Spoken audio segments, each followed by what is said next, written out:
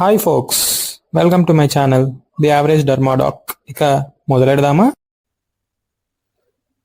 TNF alpha inhibitors గురించి తెలుసుకునే ముందు అసలు టిఎన్ఎఫ్ ఆల్ఫా అంటే ఏంటి? ఇది ఒక naturally occurring pro inflammatory cytokine which binds to TNF receptor. Simple, TNF alpha binds to TNF receptor and initiates a cascade of cellular signals which results in production of and release of cytokines. What is TNF alpha? Pro-inflammatory cytokine which binds to TNF receptor and results in production and release of various cytokines.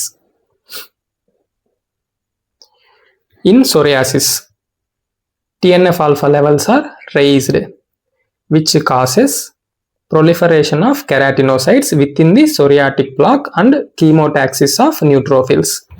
Psoriasis patients లో TNF alpha levels చూస్తే చాలా rise అయి ఉన్నాయన్నమాట. Psoriatic plaque లో ఈ TNF alpha వల్ల proliferation of keratinocytes ఎక్కువైపోవడము, chemotaxis of neutrophils జరగడము ఈ TNF alpha నే చూసుకుంటది. ఇదే కల్ప్రిట్ అన్నమాట. సో దీన్ని మనం ఇన్హిబిట్ చేస్తే సోరియాసిస్ కి వాడుకోవచ్చు. Now coming to TNF alpha inhibitors. Common గా అన్ని TNF alpha ఇన్హిబిటర్స్ కి ఉన్న పాయింట్స్ అన్ని రాసేసాను. First coming to adverse effects. Infections, TB, invasive fungal infections, reactivation of hepatitis B, injection site reactions. ఏవైతే ఇంజెక్షన్స్ రూపంలో ఇస్తామో సబ్క్యూటేనియస్ ఇంజెక్షన్స్ గా వాటికి రియాక్షన్స్, ఎటానర్సెప్ట్ కావచ్చు, అడాలిముమాబ్ కావచ్చు. ఇన్ఫ్యూషన్ ఇచ్చే వాటికి ఇన్ఫ్యూషన్ రియాక్షన్స్. ఎగ్జాంపుల్ ఇన్ఫ్లిక్సిమాబ్, ఇది ఒక్కటే ఐవి ఇన్ఫ్యూషన్ ఇచ్చేది TNF alpha ఇన్హిబిటర్స్ అన్నిట్లో. Next, increased risk of malignancies like lymphoma, non melanoma, skin carcinomas. Increased risk of demyelinating diseases like multiple sclerosis. Anti drug antibodies. ఇక్కడ మీరు చూడొచ్చు infliximab అనేది chimeric monoclonal antibody. So దానికి against గా మన body antibodies ని produce చేయొచ్చు, anti drug antibodies. ఇంకా మన బాడీలో ఉన్న యాంటీజెన్స్ కి అగెనెస్ట్ గా కూడా యాంటీబాడీస్ ప్రొడ్యూస్ చేయొచ్చు. Autoimmune anti nuclear antibodies, anti dsDNA antibodies. కానీ ఈ యాంటీబాడీస్ అనేవి బినైన్, రేర్ గా డిసీజ్ ని కాజ్ చేస్తుంది. Autoimmune hepatitis, hepatitis B virus infection risk పెరుగుతుంది. నెక్స్ట్, ఆటో ఇమ్యూన్ హెపటైటిస్ కూడా రావచ్చు TNF alpha ఇన్హిబిటర్స్ వల్ల. రేర్ గా పాన్సైటోపీనియా. ఏ TNF alpha ఇన్హిబిటర్ ని అడిగినా ఇవన్నీ కామన్ గా రాసుకోవచ్చు. కాంట్రా ఇండికేషన్స్ వచ్చి హైపర్ సెన్సిటివిటీ. ఏ డ్రగ్ అడిగినా రాసుకోవడమే. Family history of demyelinating diseases. Already అక్కడ increased risk of multiple sclerosis. So ఇక్కడ family history of demyelinating diseases contraindication. ఇంకా hep B infection, TB, fungal infections అన్ని వచ్చే ఛాన్స్ ఉంది కాబట్టి active infection is contraindication. Along with live vaccines and along with anakinra, interleukin 1 inhibitor ఇవ్వకూడదు. Contraindicated. Off label uses, అన్నిటికీ common off label use వచ్చి autoimmune connective tissue diseases like scleroderma, dermatomyositis, granulomatous diseases. TNF alpha యొక్క main primary ఫంక్షనే granuloma form చేయడం. So granulomatous diseases అన్నిటికీ వాడుకోవచ్చు. Sarcoidosis, granuloma annulare, neutrophilic dermatosis. Already చెప్పాను, it stimulates chemotaxis of neutrophils. So ఇక్కడ neutrophilic dermatosis, Behcet's, pyoderma, gangrenosum. Systemic vasculitis.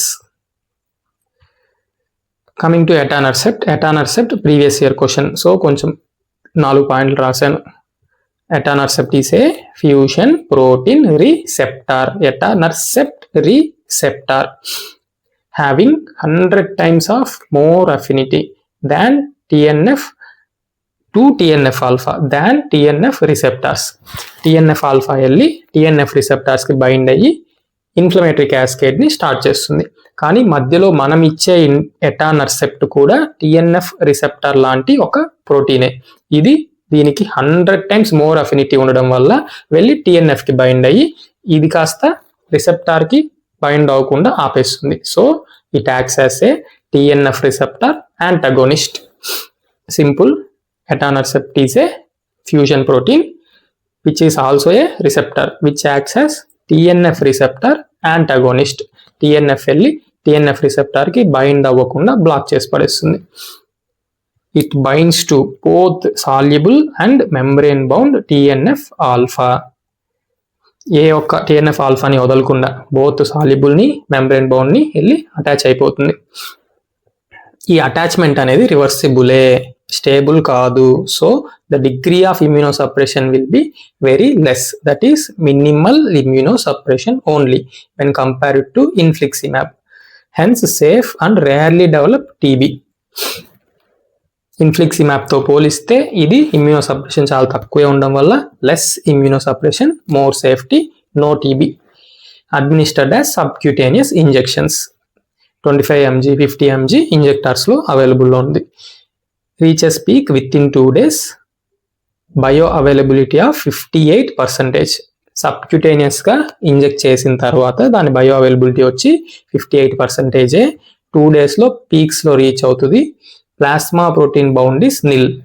ఎటానర్సెప్ట్ అనేదే ఒక protein receptor, అది ఫ్రీగా ప్లాస్మాలో రోమ్ అవుతూ ఉంటుంది, ఎలాంటి ప్రోటీన్స్కి బైండ్ అవ్వదు.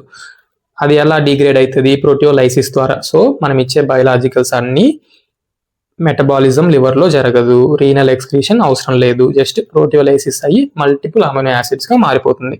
ప్లాస్మా ప్రోటీన్ బౌండ్ అనే కాన్సెప్టే ఉండదు. టీ హాఫ్ వచ్చి 5 days ఎటానర్సెప్ట్కి. won't cross blood brain barrier but crosses placenta and found in breast milk.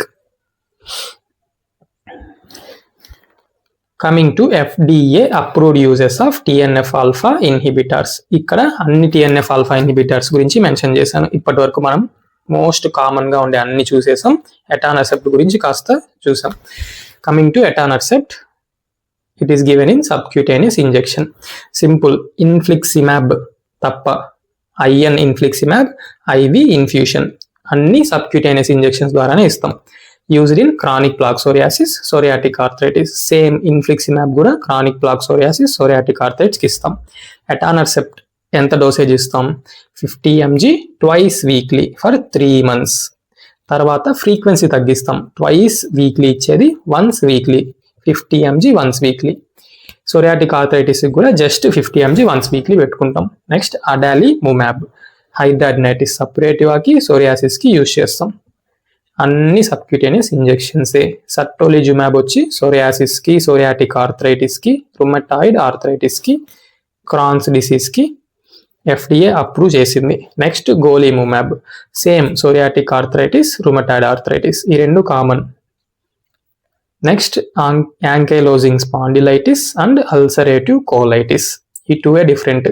ఇక్కడ సట్టోలిజుమాబ్కి క్రానిక్ ప్లాక్ సోరియాసిస్, క్రాన్స్. ఇక్కడేమో యాంకైలోజింగ్ స్పాండిలైటిస్, అల్సరేటివ్ కోలైటిస్.